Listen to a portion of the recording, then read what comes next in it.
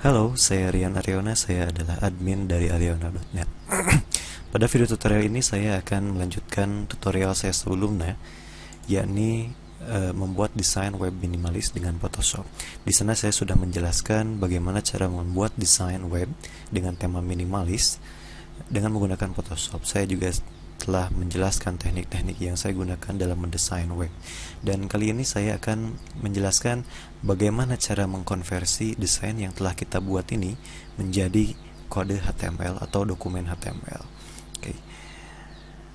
Apa yang harus Anda persiapkan untuk melakukan proses konversi ini? Yang pasti Anda harus memiliki sebuah text editor. Saya tidak menganjurkan Anda untuk menggunakan aplikasi seperti Dreamweaver karena kita tidak akan menggunakan fitur-fitur yang ada, tapi kita akan menggunakan aplikasi text editor sederhana seperti Sublime Text versi 2, kemudian ada juga Notepad++ untuk Anda pengguna Windows. Sedangkan untuk Sublime Text ini multi-platform, jadi pengguna Windows, Linux, dan OS X juga bisa mendownloadnya di sublimetext.com/2. Kemudian untuk Notepad++ Anda bisa mendownloadnya di notepad++.org. Oke, saya akan menggunakan Sublime Text di sini.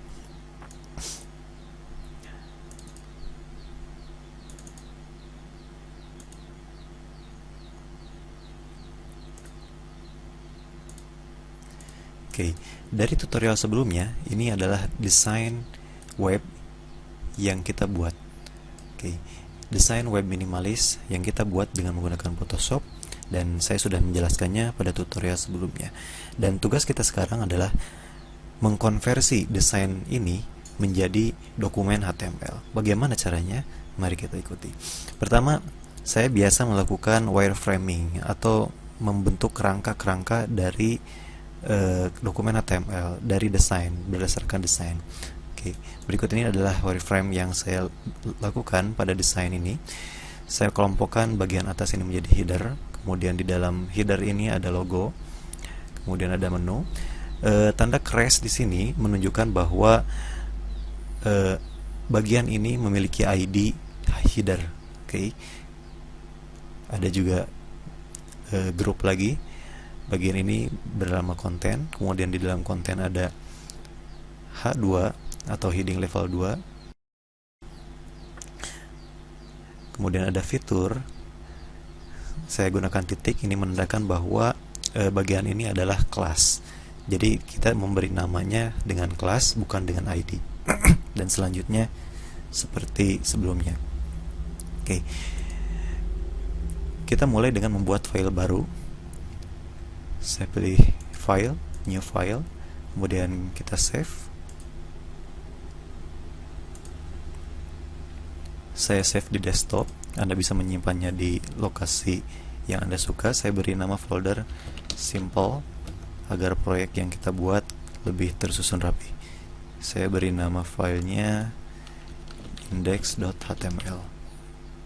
Kita save. Oke, kita mulai mengkonversi desain kita. Pertama yang harus Anda ketikkan adalah struktur standar dari HTML. Oke, Anda tahu strukturnya? Oke, strukturnya seperti ini. Oke, ada doctype, kemudian ada tag HTML, kemudian ada tag head, kemudian ada tag meta charset, kemudian ada title, kemudian ada body. Oke. Semua desain web atau kode web hasil konversi akan kita ketik di dalam body ini. Kita mulai dengan menambah isi pada tag title. Saya isi dengan kalimat simple web development team. Apa yang kita ketikkan di dalam tag simple ini akan ditampilkan di dalam tab browser, atau misalnya pada title dari window browser tersebut. Oke, kita lanjut ke bagian isinya. Kita analisis desainnya, bahwa saya ingin membuat desain web ini menjadi rata tengah. Artinya ketika user men-zoom in atau men-zoom out, si konten atau isi web tersebut tetap berada di tengah. Atau misalnya ketika pengunjung atau user membuka web tersebut di dalam monitor dengan layar lebar, isi dari web tersebut masih ada di tengah. Untuk itu kita perlu menggrupkan konten tersebut di dalam satu grup. Oke, untuk itu saya buat div dengan ID wrapper. Oke, jadi seluruh konten dari web tersebut akan ditulis di dalam wrapper ini, dan nantinya kita akan merata tengahkan div dengan ID wrapper ini. Oke, kita lanjut ke bagian awal, yakni bagian header. Oke, caranya mudah. Anda tinggal membuat div dengan ID header. Oke, selanjutnya kita perhatikan bahwa di dalam header ini ada logo. Kita mulai dengan logo. Anda bisa saja menggunakan tag img untuk meload gambar, namun di sini saya ingin membuat dokumen HTML kita ini lebih terstruktur. Jadi diibaratkan sebuah skripsi atau paper yang sering Anda buat di sekolah atau di kuliah. Logo ini saya ibaratkan dengan judul utama. Jadi untuk judul-judul selanjutnya disebut dengan sub-sub-judul. Oke, judul utama kita terapkan pada logo. Jadi kita gunakan H1, ini heading level 1. Oke, selanjutnya saya buat link untuk gambarnya. Jadi ketika pengunjung mengklik logo tersebut akan dibawa ke halaman utama. Selanjutnya baru kita tambahkan tag img untuk meload gambar. Karena gambarnya belum ada, kita gunakan saja image logo.png. Nanti kita buat gambarnya dengan cara men-slice-nya pada tutorial selanjutnya. Oke, sekarang seperti ini saja. Oke, logo sudah beres. Jangan lupa kita beri ID logo. ID logo. Selanjutnya kita beralih ke menu. Oke, bagaimana cara kita membuat menu? Bayangkan sebuah menu itu adalah daftar menu. Oke, ada bayangan?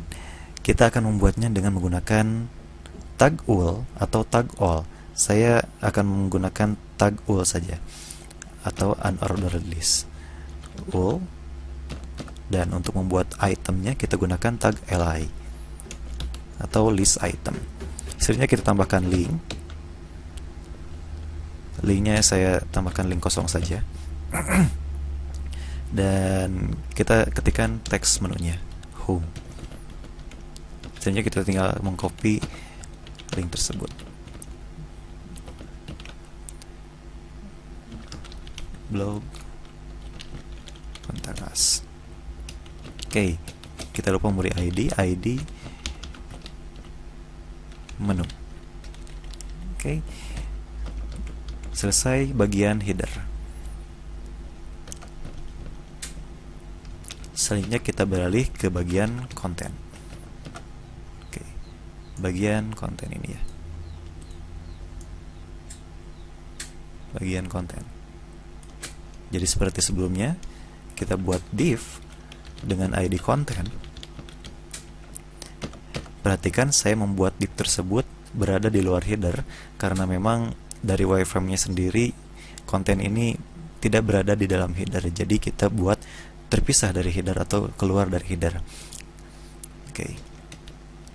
Kita lihat konten awal ada heading level 2. Kenapa saya gunakan heading level 2? Karena tadi kita sudah menggunakan heading level 1 untuk judul situs atau logo. Jadi kita gunakan heading level 2. Anda tinggal mengetikkan teksnya, we are professional.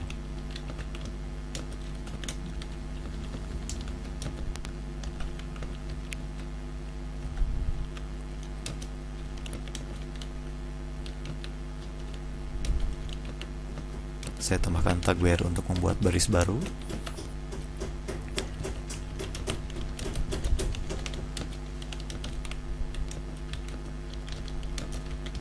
Oke, ada sedikit yang mungkin menjadi pertanyaan Anda. Apa maksud dari dan m semikolon? Oke, apa maksud dari kode ini? Ini adalah cara kita untuk menampilkan sebuah simbol di dalam HTML. Jadi kita tidak bisa mengetikkan langsung simbol tersebut, karena itu salah. Kita akan menggunakan yang namanya HTML entitas atau entitas HTML. Anda bisa melihat daftar entitas HTML di situs w3schools.com. Oke, Anda bisa melihat daftar entitas HTML di sana. Oke, kita lanjut ke bagian fitur. Oke, di sini ada beberapa bagian yang menampilkan fitur-fitur dari yang ditawarkan. Oke, kita perlu menggrupnya menjadi satu grup fitur-fitur ini. Jadi kita buat div dengan ID fitur, features. Oke. Selanjutnya, bayangkan sebuah fitur ini adalah sebuah daftar. Oke, daftar fitur. Jadi kita buat dengan menggunakan tag ul. Selanjutnya, untuk fiturnya kita gunakan tag li. Lalu kita beri kelas fitur. Oke, karena kenapa saya berikan kelas bukan ID? Oke, penggunaan ID dan kelas. ID hanya boleh digunakan satu kali di dalam markup HTML. Berbeda dengan kelas, kelas bisa digunakan beberapa kali dalam markup HTML. Kenapa menggunakan kelas? Karena memang saya perhatikan layout di sini, layout untuk fitur ini memiliki layout yang sama. Ada gambar, kemudian ada heading, kemudian ada deskripsi singkat. Layoutnya hampir sama antara fitur dengan fitur lainnya. Jadi saya kelaskan fitur-fitur tersebut menjadi kelas fitur. Oke. Kita lanjut ke bagian detailnya. Di sana ada gambar. Di sini saya ingin mempraktekkan CSS Sprite nantinya. Jadi kita gunakan tag div saja. Div dengan kelas icon. Lalu sebagai pembeda kita tambahkan kelas, misalnya untuk desain ini kita tambahkan kelas design. Oke, seperti ini saja. Anda ketikkan seperti ini. Kemudian kita tambahkan tag heading level 3 karena ini dia adalah sub dari heading level 2 ini. Oke, unique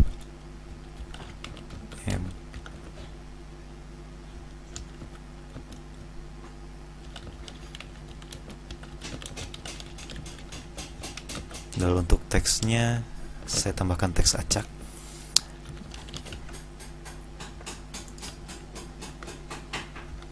Oke, selanjutnya Anda tinggal mengcopy saja. Copy 2 kali. Ya, kita edit. Desain, kemudian ada HTML. Kemudian ini kita beri nama WordPress. Jangan lupa edit juga titelnya. HTML5 CSS.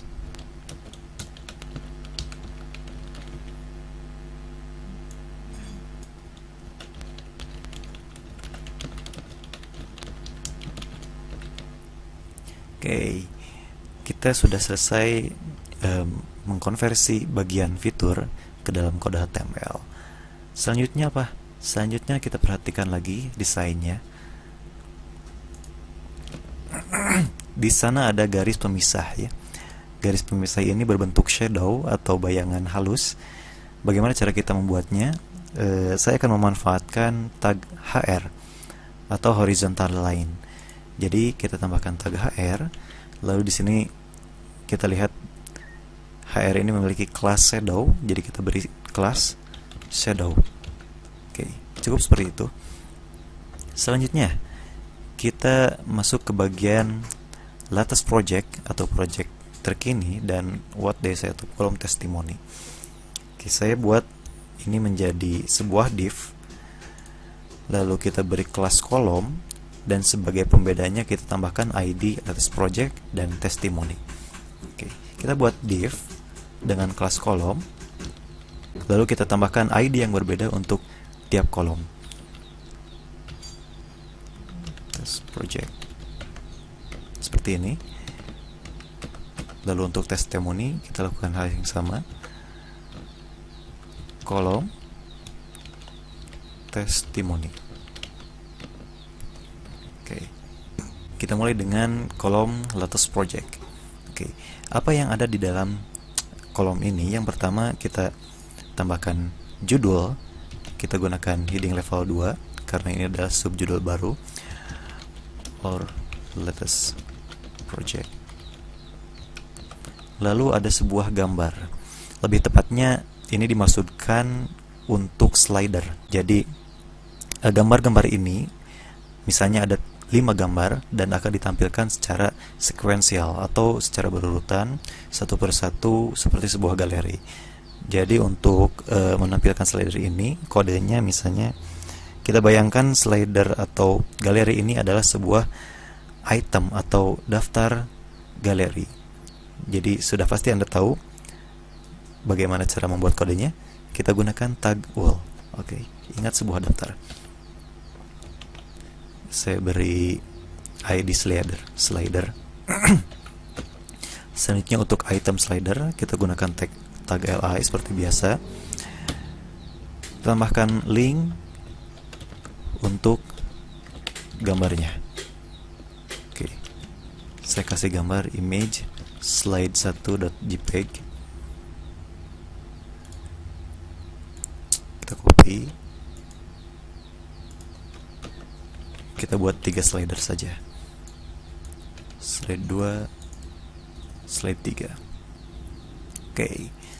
Selesai bagian last project, kemudian kita lanjut ke kolom testimoni. Oke. Pertama, judul seperti biasa. What they say. Kemudian di sana ada testimoni. Kita buat testimoni ini dengan menggunakan tag block quote. Oke. Lalu tambahkan tag p.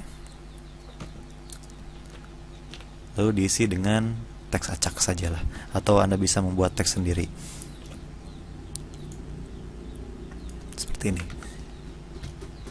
Oke, selanjutnya kita tambahkan juga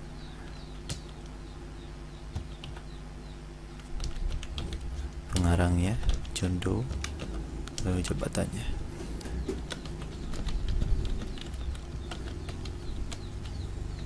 Oke, beres bagian kolom. Selanjutnya kita beralih ke bagian akhir, yaitu bagian footer. Oke, bagian footer ini jika kita perhatikan masih ada di dalam tag konten atau grup konten. Jadi kita tulisnya masih di dalam grup tersebut. Kita buat div dengan ID footer. Oke, kita analisis lagi desainnya. Di sana ada 2 bagian, ada bagian kiri, kemudian bagian kanan. Oke, ini persis seperti yang ada pada kolom our latest project dan what they say, betul?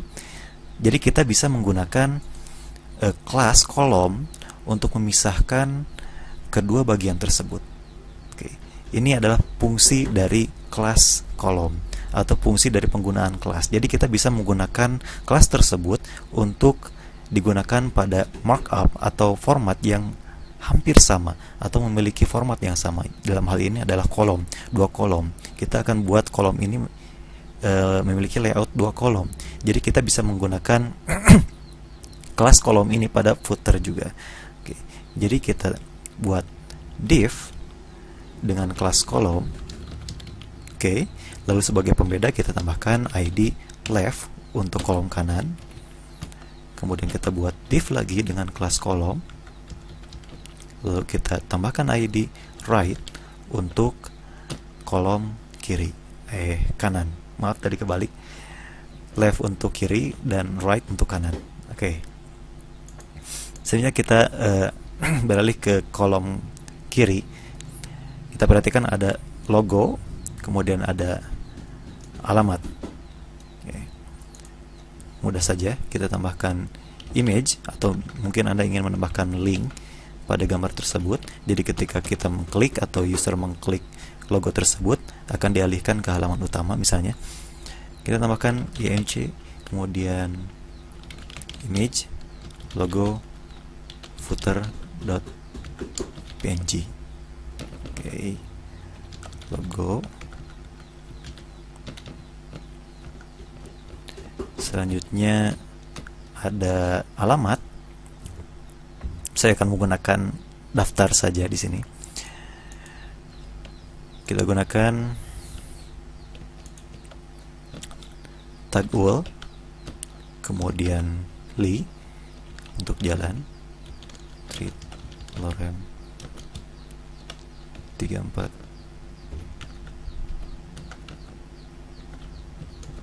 ipsum dollar.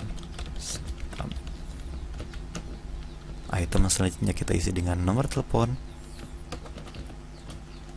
asal sajalah.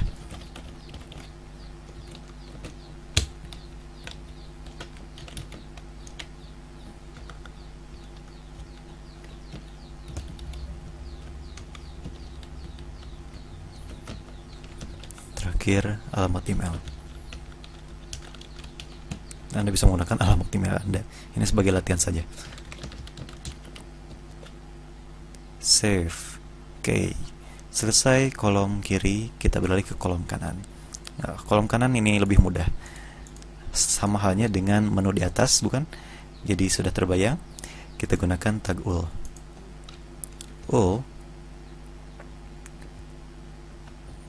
Kita kembali ke wireframe. Di sana kita memiliki ID footer menu. Jadi kita tambahkan ID footer menu, li, link kosong saja. Kemudian ke menunya about, copy lagi, blog, kontak, dan satu link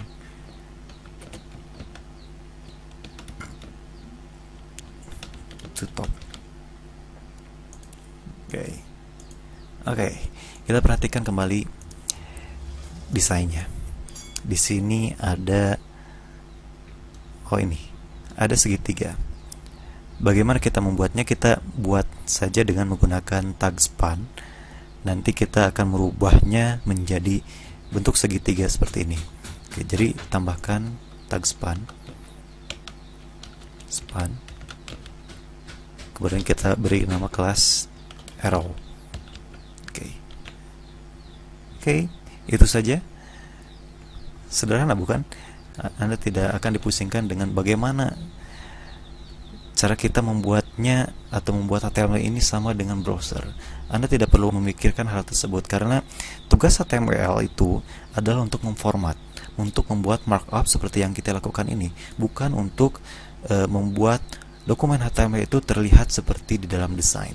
Karena itu adalah tugas dari CSS. Oke.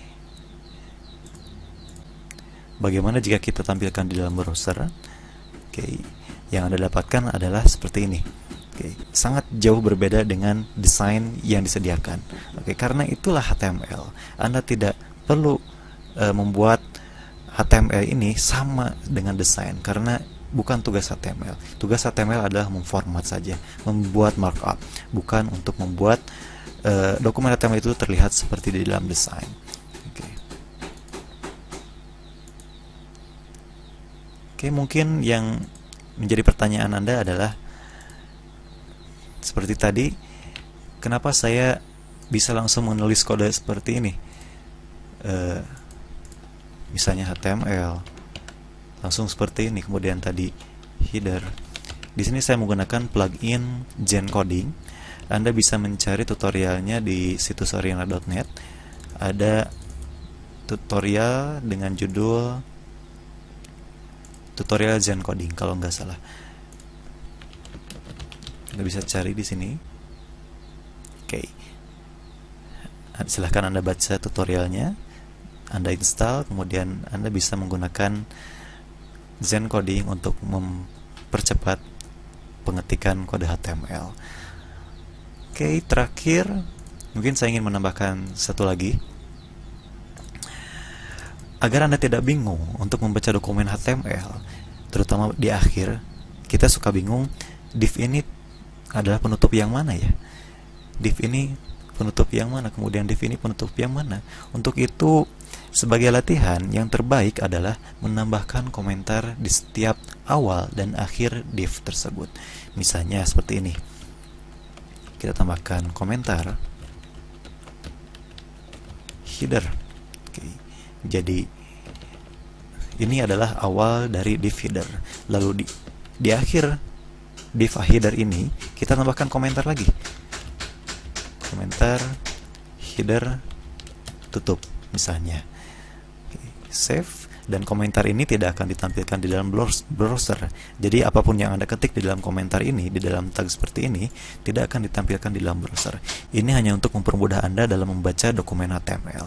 Oke, Anda bisa menambahkan komentar lagi pada area konten ini, konten, dan seterusnya. Oke. Jika Anda masih bingung, Anda bisa mendownload resource atau apa yang saya ketik di sini di akhir artikel ini. Oke, terima kasih dan sampai jumpa di tutorial selanjutnya.